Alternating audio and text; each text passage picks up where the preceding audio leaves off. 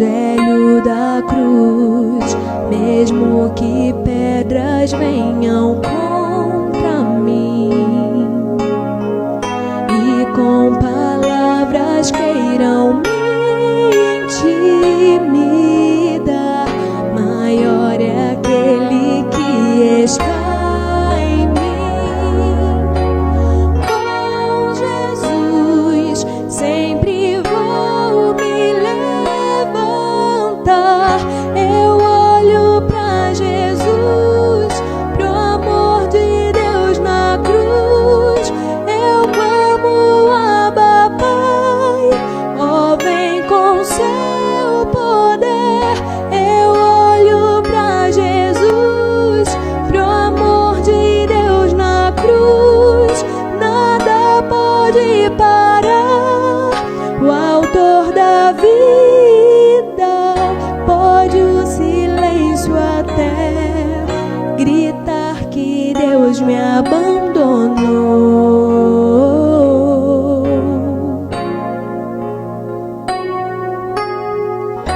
Eu vivo pela fé e tenho um Deus que estende a mão pra me levantar.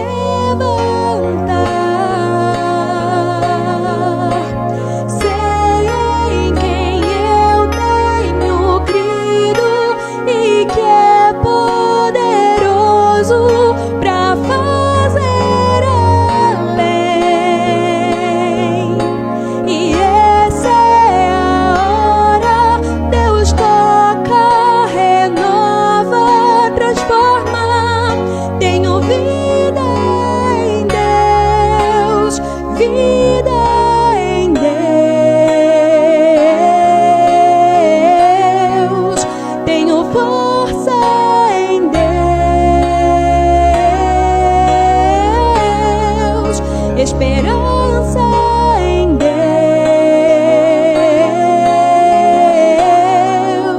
Tenho tudo em Deus.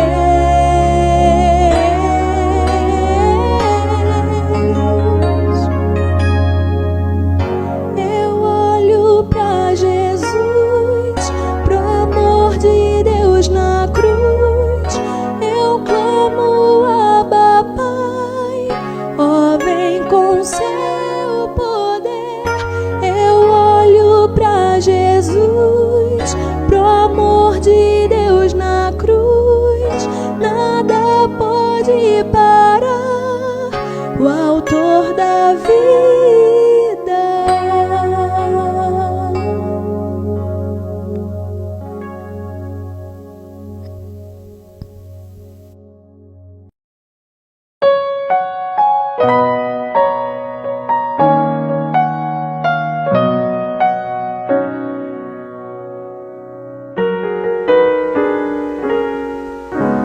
O meu coração tem anseio de ver tua glória,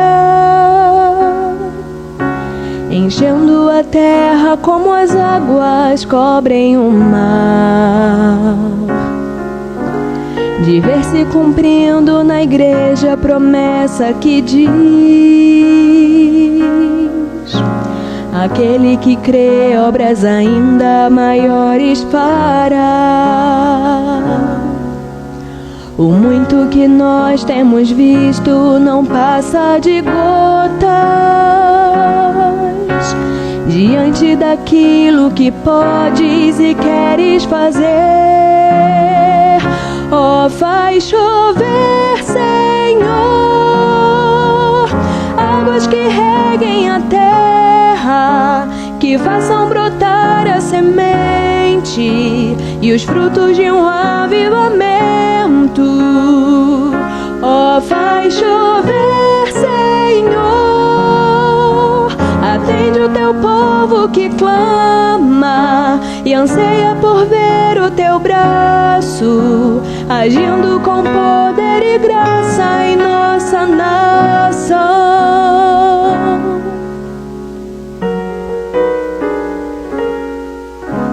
O meu coração tem anseio de ver tua glória, enchendo a terra como as águas cobrem o mar. De ver se cumprindo na igreja a promessa que diz: aquele que crê obras ainda maiores fará. O muito que nós temos visto não passa de gotas diante daquilo que podes e queres fazer. Ó, faz chover, Senhor, águas que reguem a terra, que façam brotar a semente e os frutos de um avivamento. Ó, faz chover, Senhor, atende o teu povo que clama e anseia por ver o teu braço agindo com poder e graça em nossa nação, agindo com poder e graça em nossa nação, agindo com poder e graça em nossa nação.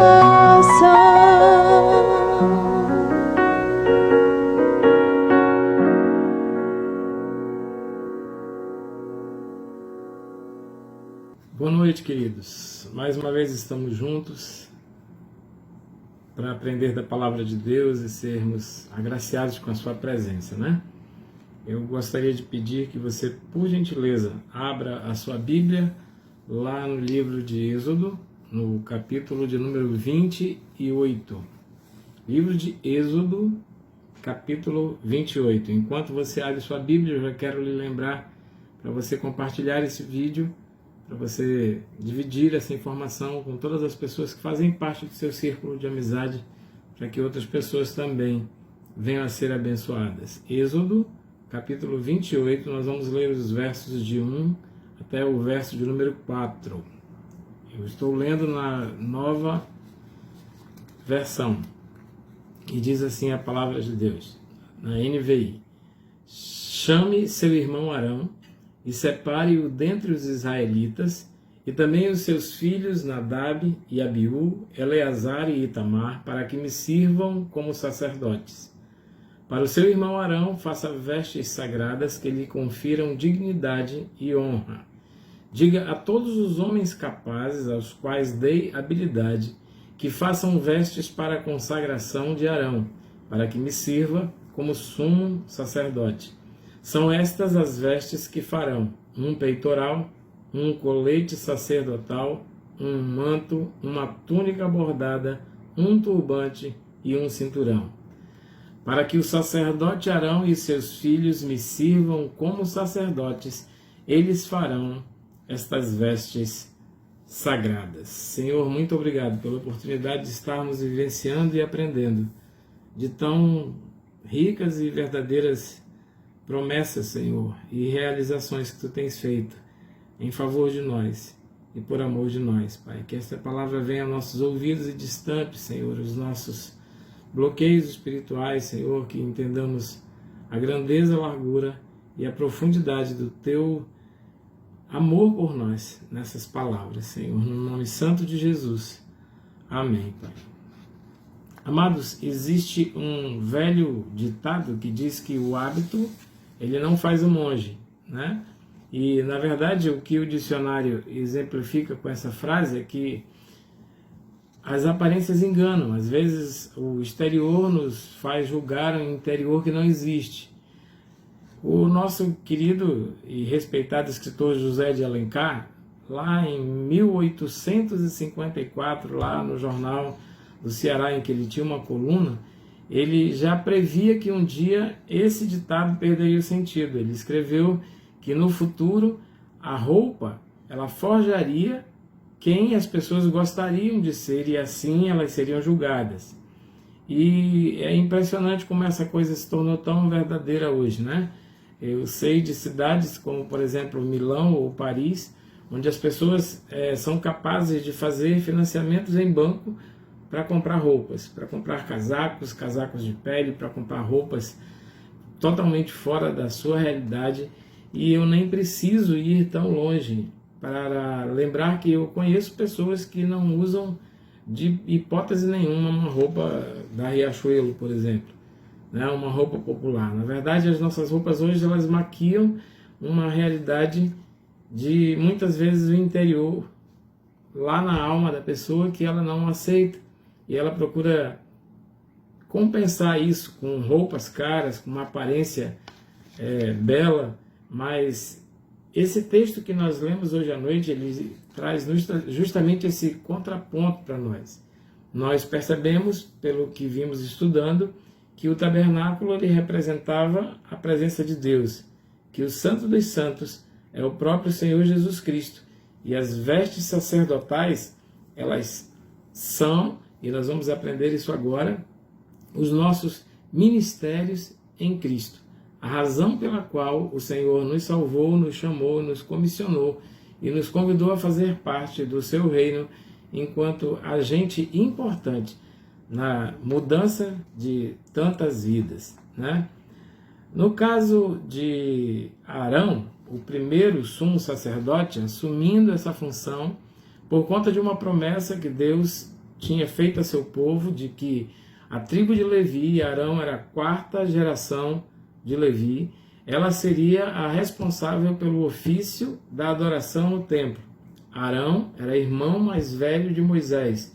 E como nós vemos lá nas histórias que nós lemos acerca das 10 pragas que foram lançadas no Egito, Arão foi o intermediador na conversa com o faraó, posto que Arão, ao contrário de Moisés, que tinha a língua presa, era um homem de muita loquacidade, ele tinha muita facilidade para falar, tinha uma oratória excelente. E Deus então chamou Arão para que ele fosse um dos primeiros, na verdade o primeiro sumo sacerdote que foi instituído por ele. E nós já vemos aí que uma das grandes funções do sacerdote era exatamente o ensino do povo. Naquela época, Deus tirou Arão, que era um homem hebreu, como tantos outros ali, e tirou do lugar comum e lhe deu uma posição de destaque. Portanto, as roupas que Deus definiu para que Arão usasse quando estivesse oficiando a ele, elas teriam que de fato retratar a importância e a excelência e a nobreza do cargo que ele ocupava. Portanto, se repete em Arão, nas vestes de Arão, todos os materiais, as cores e os simbolismos que haviam no sacerdote, que haviam no tabernáculo, que haviam no Santo dos Santos. Isso porque, queridos, a Igreja de Deus ela é composta de unidade. Não existe ministério sem igreja. Não existe ministério independente sem estar ligado a uma bandeira denominacional. Aquilo que é na essência da pessoa é a essência da organização. Por isso, quando Deus pensa nas vestes do sacerdote, ele repete exatamente os mesmos símbolos: o linho branco, o tecido azul, o carmesim, o púrpura, o ouro, a madeira de acácia, que ele usou para construir a igreja. Ele constrói o sacerdote. E ele assim fez essa diferenciação, amados, porque ele precisava ter um alto padrão estético no início para que fosse diferenciado dos demais. E ele estava dando também uma mensagem que não é possível que eu e você sirvamos a Deus com as mesmas roupas que servíamos ao mundo. Isso serve e se aplica para os dias de hoje, né?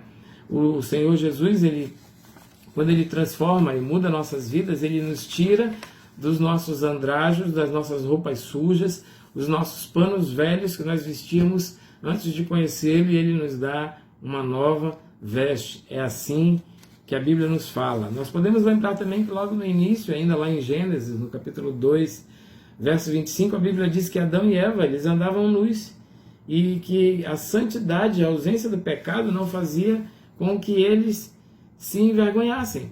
Então eles andavam nus, e para eles era extremamente normal, porque assim eles estariam diante de Deus, como eu e você precisamos estar diante de Deus. Na verdade, hoje aprendemos isso, que a nossa nudez ela tem que ser uma nudez espiritual. Nós não podemos cobrir os nossos pecados, os nossos defeitos e as nossas vergonhas com coisas que são insignificantes para isso. A Bíblia mesmo fala que assim que tomaram consciência da sua nudez através da entrada do pecado, Adão e Eva fizeram então uma roupa e se cobriram com folhas, né? Tradicionalmente se diz que eram folhas de figueira, por serem folhas maiores, mas Deus, assim que olhou para eles e quando constatou que eles haviam então pecado e haviam agora desobedecido a Ele e provado da árvore do conhecimento do bem e do mal, Deus então fez a eles vestimentas de pele. A primeira roupa usada por um ser humano foi Deus quem costurou.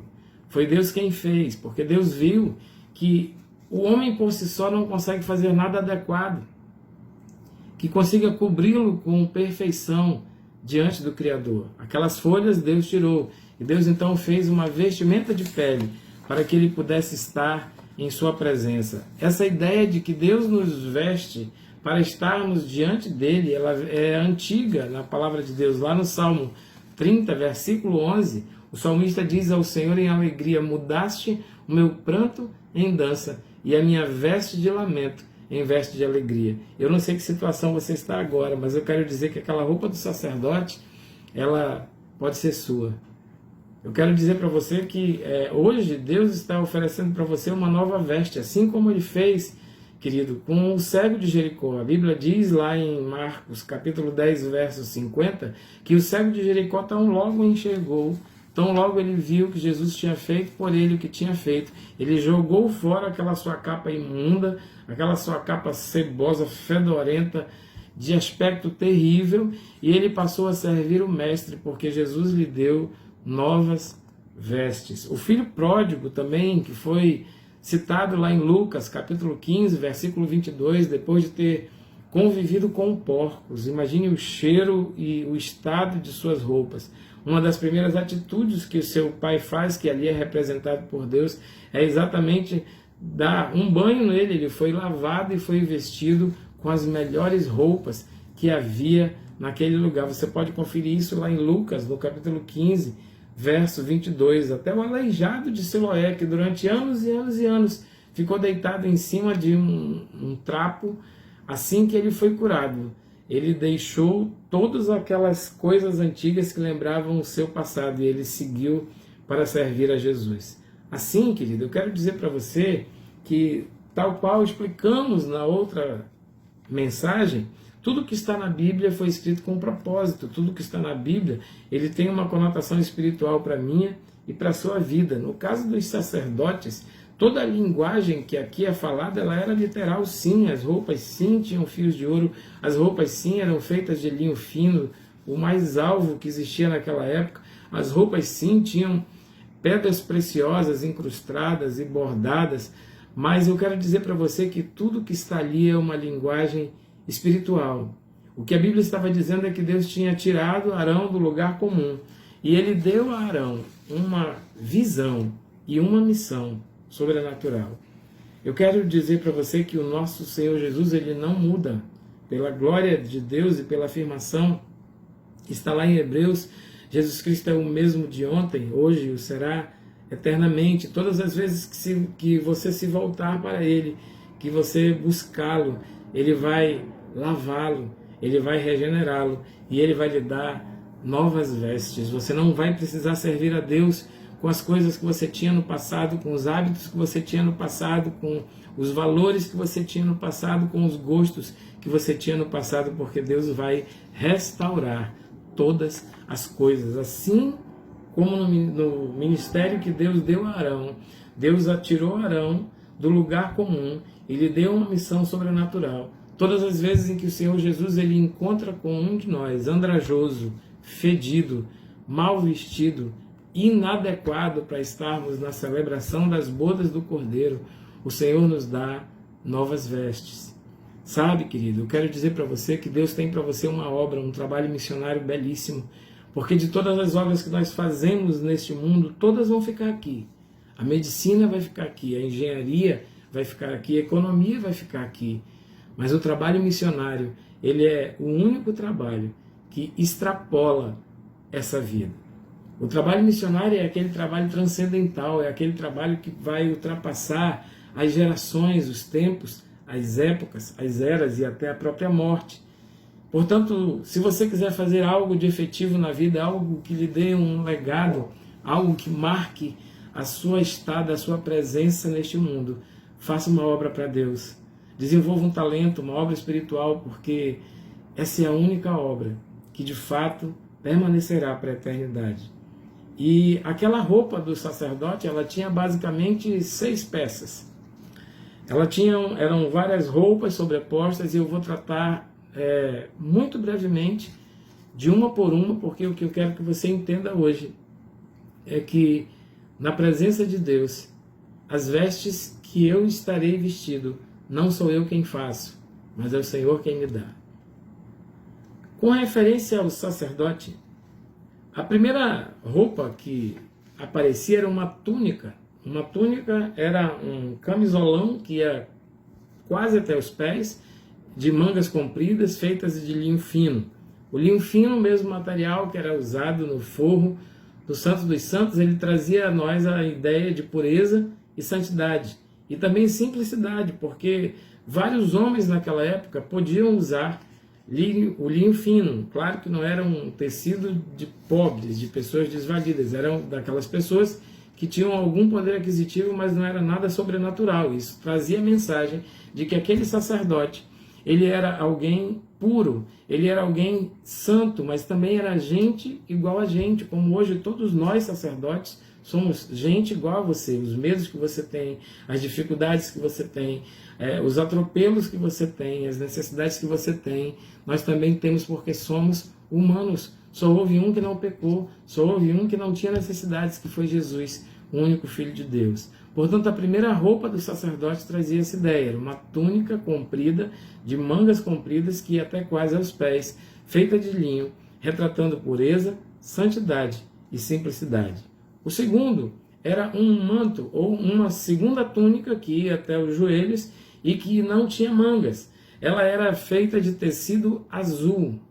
Nós vimos no último estudo que a veste azul, ela trazia a ideia do céu, da presença de santidade do Todo-Poderoso, porque ela trazia a ideia de que esse ofício ele era espiritual, ele era um ofício que trabalhava no plano espiritual. Portanto, essa segunda túnica, ela trazia uma separação entre o homem comum, que era puro, era simples, era justo, era santo, mas ele precisava da presença da divindade de Deus. Todo sacerdote, ele é movido no seu íntimo pela força do Espírito Santo de Deus.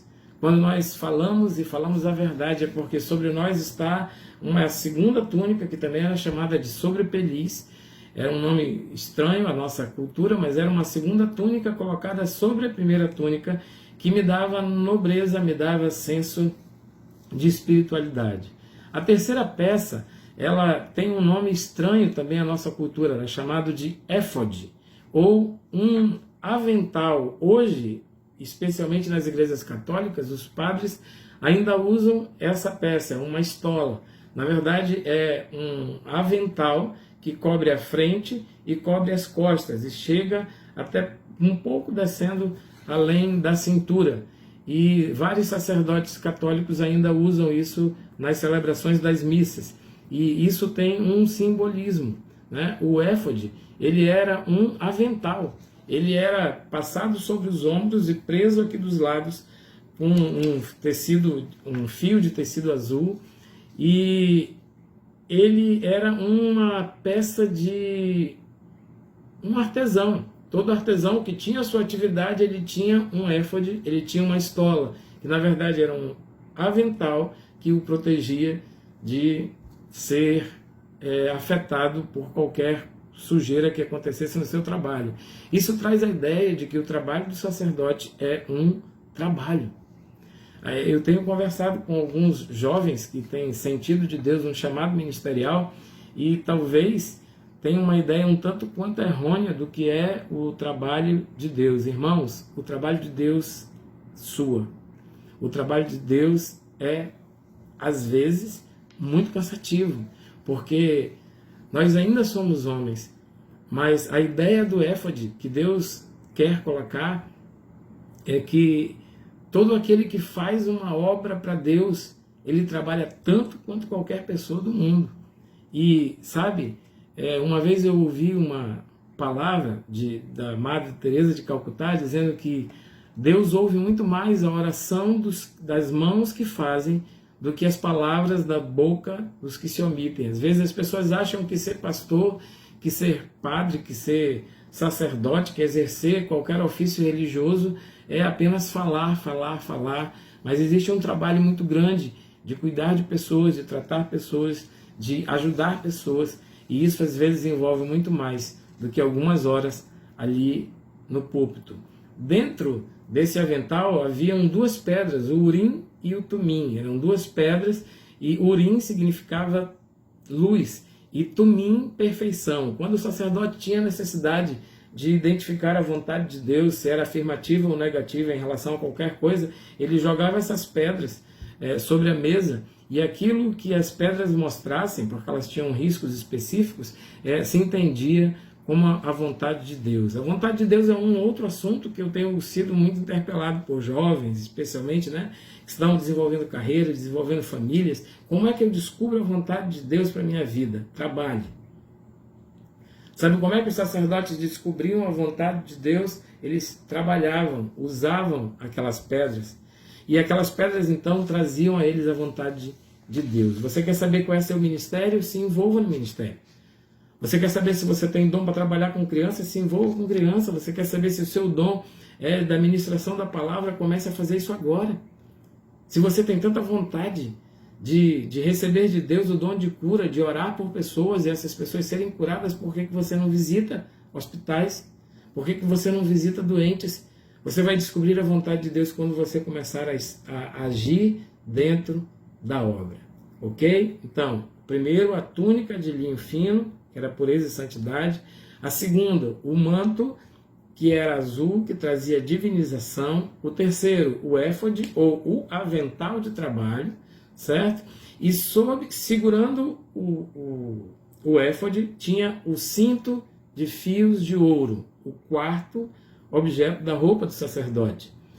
Lá em João, no capítulo 4, versículo 24, Jesus nos diz que a espiritualidade que agrada a Deus é aquela que é sustentada pela verdade. Quando se fala acerca da armadura do Espírito, a Bíblia também traz a nós de que o cinto da verdade é o que sustenta toda a armadura. Sabe, irmãos, um sacerdote ele pode ter toda a eloquência do mundo, pode estar belamente vestido, ele pode ter um manto maravilhoso, ele pode ter um avental cheio das pedras mais bonitas, bordadas e incrustadas das pedras mais preciosas, mas ele, se não tiver verdade, amarrando toda a sua existência, toda a sua circunstância, ele de nada valerá. O que a Bíblia está dizendo para a gente do cinto feito com fios de ouro, nós já falamos que o ouro na Bíblia representa a presença do Espírito de Deus, é que se não há verdade na vida do ministro, não há mais nada. Porque se não há verdade, há mentira. E a Bíblia diz que quem mente é filho do diabo. E quem é filho do diabo, como pode servir a Deus? Uma das características importantíssimas que precisamos achar na vida dos nossos sacerdotes é exatamente a verdade. A quinta peça era o peitoral. O peitoral era uma placa feita de ouro, de mais ou menos um quadrado, de um tamanho de um palmo, e que era levado sobre o coração. Esse peitoral era todo feito de ouro, e dentro desse peitoral haviam 12 pedras preciosas, cada uma dessas pedras preciosas simbolizando uma das tribos de Israel. Essa placa ela era presa à roupa do sacerdote com um cordão de ouro, e aqui haviam duas pedras grandes, duas pedras de ônix, são pedras semi-preciosas que são listradas e têm cores muito bonitas, geralmente branco e preto, mas ela também tem em cores, e nessas pedras que ficavam no ombro estava escrito o nome de 6 tribos de Israel de um lado, 6 tribos de Israel de outro. Isso significava que a roupa do sacerdote pesava o peso das pedras preciosas de cada uma das tribos que estava no peito, sobre o coração. Mas havia um peso de carga que precisa pagar um preço. É impossível você servir a Deus de graça. Quando nós nos dedicamos a servir a Deus, as forças espirituais se levantam contra nós e nós precisamos estar preparados para atender a todas as necessidades que o Senhor nos pedir. Portanto, aquelas pedras de ônix do ombro simbolizavam o peso do ministério que vai haver, não tem jeito, e aqui no peito, sobre o meu peito, deve estar as pessoas a quem eu sirvo. O sacerdote servia as 12 tribos de Israel.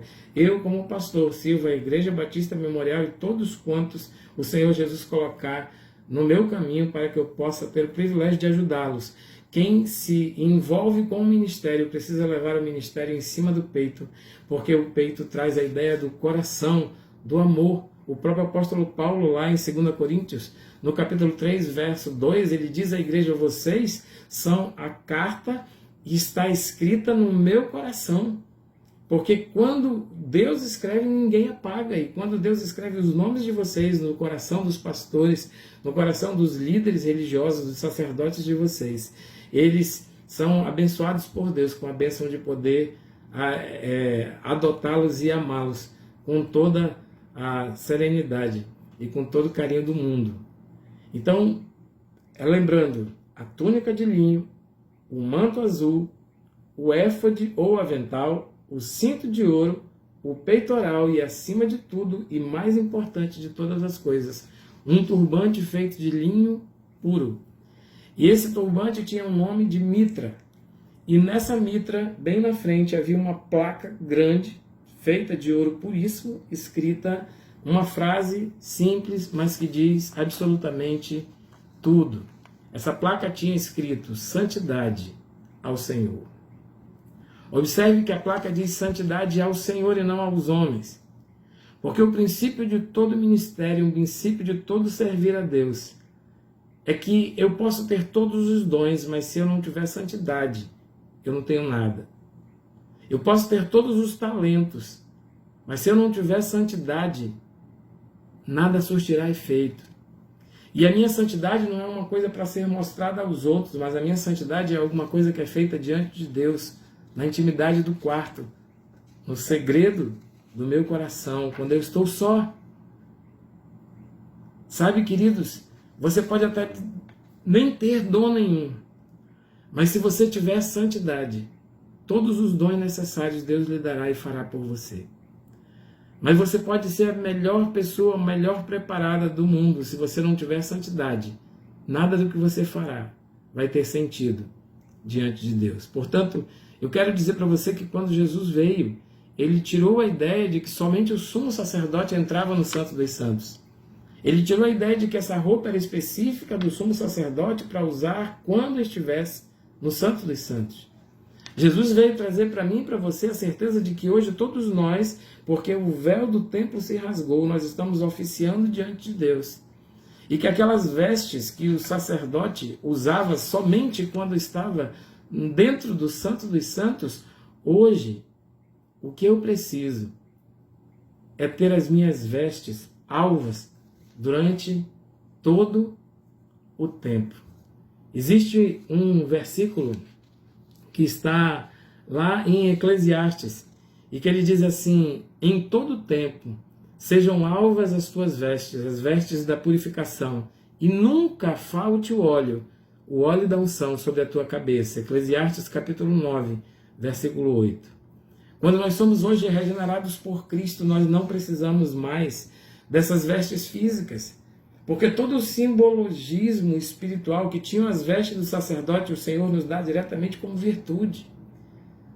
Quando eu sirvo a Deus, eu sou santo não porque eu sou santo ou que eu mereça, mas porque o Senhor me dá a virtude da santidade pela sua presença no meu coração. Toda virtude de pureza, de divinização, de consagração, de comprometimento o Senhor me dá, e Ele faz com que eu não tenha mais vestes sujas. Sabe, irmão, a palavra de Deus nos diz que quando nós nos entregamos ao Senhor e dispusemos os nossos corações para servi-lo com todos os nossos dons, talentos, com tudo aquilo que somos, com a nossa família, Ele nos veste de novo. Colossenses capítulo 3, versos 10 diz assim: vistam-se de novo, porque quem é tocado por Cristo tem a sua vida mudada. A veste mais importante para estar diante de Deus hoje não é mais aquela veste paramentada do sacerdote, mas é a veste espiritual. Sabe, queridos, nós temos N exemplos de pessoas que estavam sujos e mal vestidos, mas depois de passarem por Cristo foram regenerados, foram transformados. Às vezes, na nossa distância de Deus, nós nem vemos o quanto nossas vestes estão sujas. Mas sabe, amados, a mitra, ela trazia em princípio a santidade do Senhor na testa, porque a unção de Deus, a santidade de Deus, ela começa de dentro para fora. Ela começa da nossa mente e se exterioriza no nosso corpo. O Salmo 133 dizia que é precioso o óleo da unção que era colocado na cabeça de Arão e que descia pela sua barba e assim tomava conta de todo o seu corpo. A santidade que Deus quer, a santidade que Jesus pede de nós, é aquela que começa da renovação interior. Sabe o cego Bartimeu? Ele jogou a capa fora. Depois de curado, ele jogou a capa fora. O gadareno, possesso por muitos demônios, ele foi achado depois limpo e vestido de roupas novas. Aos discípulos, Jesus disse: olhem os lírios do campo, nem Salomão se vestiu como qualquer um deles. Colossenses 3,8 nos diz para nós nos despojarmos de tudo e agora nos revestirmos de misericórdia, benignidade, mansidão e longanimidade. Ele finaliza esse capítulo maravilhoso dizendo que para servir a Deus hoje eu não preciso mais de aparência, eu preciso de essência. Para servir a Deus eu não preciso mais de exterioridade, mas eu preciso de um interior transformado. E o verso 14 diz assim: acima de todas as coisas, revistam-se do amor, que é o vínculo da perfeição. Para quem serve a Deus, as nossas roupas não determinam quem somos. Nós é que enobrecemos as roupas que nós vestimos. Não é um paletó que me faz pastor. Não é uma roupa rebuscada que me leva à presença de Deus. Eu fui tremendamente abençoado por pastores pregando de bermuda. O que Deus faz por nós não precisa de artefatos e artimanhas humanas. Eu quero lhe convidar nessa noite a se despir diante dele e se vestir da glória da sua presença, e você verá que todo ministério, toda obra que você fizer, o Senhor lhe abençoará abundantemente. Deus te abençoe, em nome de Jesus. Pai, eu te glorifico pela tua presença e tua palavra maravilhosa nas nossas vidas, Senhor. Que tu estejas renovando, restaurando e animando novos ministérios nessa noite, Senhor. Que irmãos e irmãs, cheios do teu poder, se levantem intrépidos e façam a obra que tu nos deste a honra de fazer nessa terra. Louvado seja o teu nome. Abençoa cada um de nós, no nome santo de Jesus. Amém, Senhor. Amém, querido. Deus te abençoe.